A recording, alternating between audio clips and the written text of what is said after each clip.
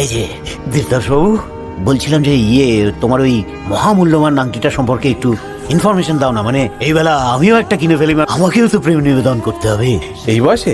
তো কি হয়েছে, হিন্দু ম্যারেজ অ্যাক্টে কোনো এজ বার নেই, সুতরাং প্রেমে পড়ারও কোনো বয়স হয় না। হ্যাঁ শোনো না, বল মাত্র কয়েকটা দিনই তো বাকি, একসাথে কিনে ফেলি, মানে তাহলে একটু ডিসকাউন্টও পাওয়া যাবে। হ্যাঁ কি বলো? আমার আংটি কেনা হবে না বিরূপাক্ষদা, কেন? আমার দ্বারা কিছুই হবে না, কি হলো রে? কিচ্ছু হবে না আমার দ্বারা।